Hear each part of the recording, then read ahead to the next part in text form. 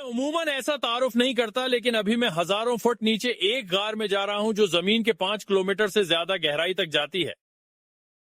और चाहे हमें यह पसंद हो या ना हो, जैसे ही मेरे दोस्त और मैं जमीन को छूते हैं, हम सरकारी तौर पर अगले 7 दिनों के लिए यहां फंस गए हैं।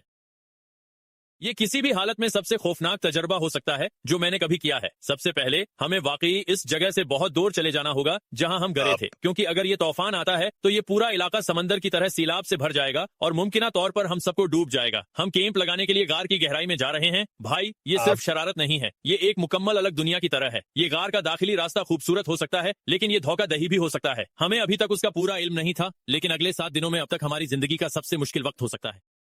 हाँ, चंद घंटों में अंधेरा छा जाएगा। अगर हमारे पास कैंप नहीं होगी तो हम मुश्किल में फंस जाएंगे। क्या आपको कोई अंदाजा है कि आप कहां जा रहे हैं? हम कैंप लगाने के लिए फ्लैट ग्राउंड तलाश कर रहे हैं। जब हमने एक गार में दाखिल होने की कोशिश की तो हमने एक बहुत ऊंचे इलाके से ठोकर खाई, जिसका मतलब ये हुआ कि ये जगह कैंप लगाने के लिए बिल्कुल मौजूद थी। परफेक्ट एक बहुत बड़ा लफ्ज है। मैं कहूंगा कि ये काफी अच्छा था। अब हमने बाकी का दिन अपने कब्जे में गुजारा। हमारे पास जो सामान था वो हमें हर एक के साथ छोड़ा गया था और हर एक का वजन 88 पाउंड था। आप देख सकते हैं कि हमने तकरीबन 4 घंटे गुजारे और ये बहुत मुश्किल था। अब हमें अपना सामान वापस बेस कैंप तक ले जाना है। यहाँ कुछ लाइट्स जल रही हैं। हमारा सामान आखिरकार हमारे घर के अड्डे पर है। अगर आप वहाँ कैमरे की तरफ देखें तो आप देख सकते हैं कि ये बहुत काली है। इस काम में पूरा दिन लग गया और अब हमने कैंपिंग ग्राउंड के लिए कुछ सुराख भी कर लिए हैं। रस्सियों को पकड़ो, खुद को ऊपर खींचो। ये लगता है कि रस्सियां हमारे झूलों को सहारा दे सकती हैं। हमने अपने गाइड ज्वेल की मदद से अपने झूले को लटका दिया है। ये पतली रस्सी है जो मेरे झूले को सहारा दे रही है। हाँ, हमने कुछ रात का खाना खाया और बहुत ठंडी रात के लिए तैयारी की। मैं झूठ नहीं बोलूंगा, ये झूला मेरी तौका से कहीं ज्यादा आरामदायक है।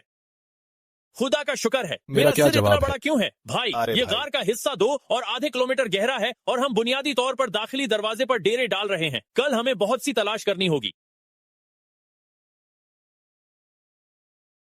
तुम लोग कैसे नींद सो रहे हो? मैंने नहीं किया। ये बहुत परेशान किन माहौल है। घाट से हम पर मुसलसल पानी टपक रहा है, इसलिए हमने अपने ऊपर तरफ डाल दिया है, लेकिन फिर भी पानी हमारे झूलों में टपक रहा है। मुझे एक ख्याल आया, चलो अपनी पनाहगाह बनाएं। मैं कहता हूं कि हम इन टारपस को जोड़ते हैं ताकि हम सूते वक्त खशक रहें। ये लफ्जी तौर पर बासलाहियत है। मैं सिर्फ यूट्यूबर नहीं हूँ, ठीक है? मेरा झोला यहाँ से निकल जाता है। क्या हम अभी भी संजीदा हैं? ये वही जगह है जहां मैंने अभी बस्तर छोड़ा था और इस वक्त मुझे उसका एहसास नहीं था, लेकिन ये सुराख तकरीबन 40 फुट गहरा है। तो जब मैं और शान ने सफर टारप मेक पर काम शुरू किया और कार्ल ये देखने गए थे तो ये सुराख उनके लिए खतरनाक था। क्या आपको वहां मेरा झूला नजर आता है जहां मैं सोता था? अब उसे देखें, और क्योंकि सब कुछ एक जैसा नजर आता है और इस नक्शे में हमारा पीछा करना गार में शायद बहुत मुश्किल है। आप हमारे घर की बुनियाद देख सकते हैं और देख सकते हैं कि कैसे हम उससे दौड़ जा रहे हैं। ठीक है मेक, ये हकीकी है भाई। और भाई, ये पागल है, जबकि लड़के बेतरतीब तौर पर मुझे तलाश कर रहे हैं और शान को दरअसल कीम पर काम करना है।